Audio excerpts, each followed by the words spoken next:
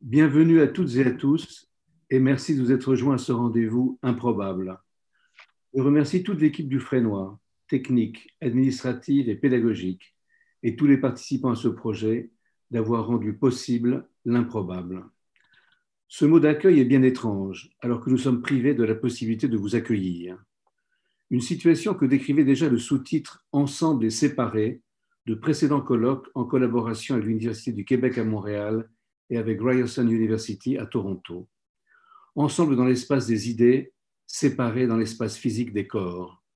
Cela me permet de rappeler que le Frénois a toujours articulé à son activité de production et de passage à l'acte des temps spéculatifs, cycle de conférences, succession de colloques, depuis le premier, intitulé Plasticine des temps, de Georges Didier Berman et de Jacques Derrida.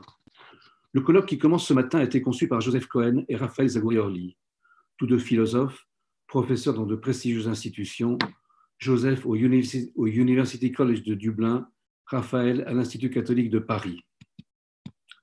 Co-auteur du livre L'adversaire privilégié, à paraître prochainement chez Galilée.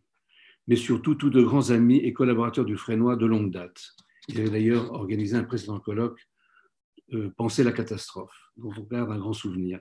Pour ce colloque, ils ont trouvé un beau titre, L'humain qui vient, qui n'est pas sans évoquer aussi la notion d'espace, avec ces questions, d'où vient-il cet humain, où s'en vient-il, comme on aurait dit autrefois.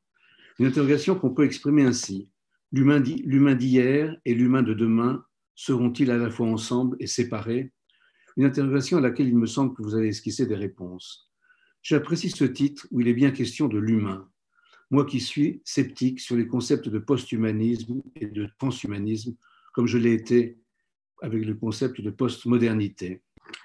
Mais si les propos que nous allons entendre seront sans doute de nature à me faire changer d'avis, je suis heureux que nous partions de cette perspective. Ce qui vient serait encore de l'humain. À Joseph et Raphaël, que je remercie sincèrement d'avoir conçu cet événement, se joint Olivier Périquet, collaborateur permanent du Frénois où il supervise les activités de recherche et le cycle doctoral.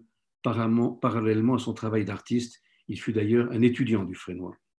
Merci à toi, Olivier, de ta collaboration. C'est à eux que je cède maintenant la parole pour l'ouverture et la modération de ces échanges qui, après avoir été déplacés dans le temps, vont inventer, grâce à vous, un lieu nouveau dans l'espace. Merci de votre attention.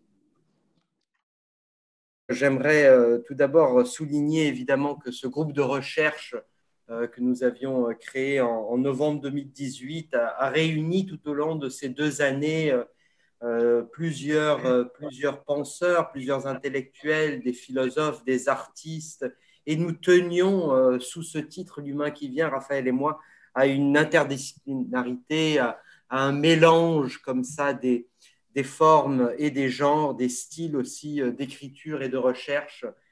Tout ça pour poser, ou tenter de poser en tout cas, cette question, à savoir, assistons-nous aujourd'hui à une transfiguration telle que la distinction traditionnelle entre l'être et le devenir de l'humanité se voit résolument surpassée aujourd'hui. La figure de l'humain qui vient excède-t-elle et en quel sens? Et c'est en ce sens aussi que ce colloque va nous aider à apporter quelques éléments de réponse ou au moins des pistes de réflexion, la détermination essentialiste et humaniste de l'humain. Donc, pour dire, et en mon nom, et je vous remercie à tous les participants, à tous les contributeurs, non seulement de ce groupe de recherche, mais aussi dans le cadre de ce colloque.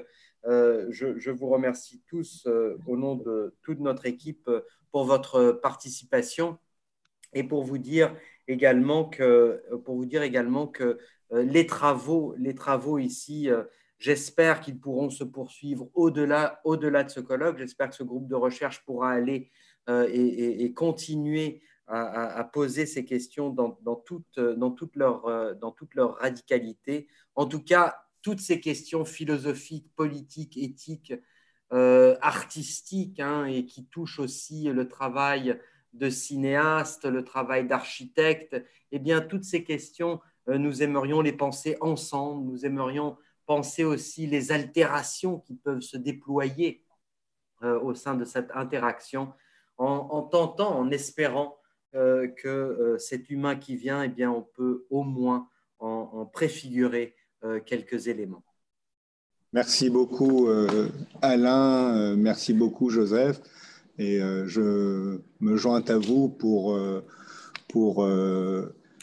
aussi dire mon souhait profond que ce groupe de recherche continue au-delà de ce colloque qui, j'espère, n'est qu'un premier moment de discussion et de mise à jour de nos travaux depuis bientôt 1 an et demi.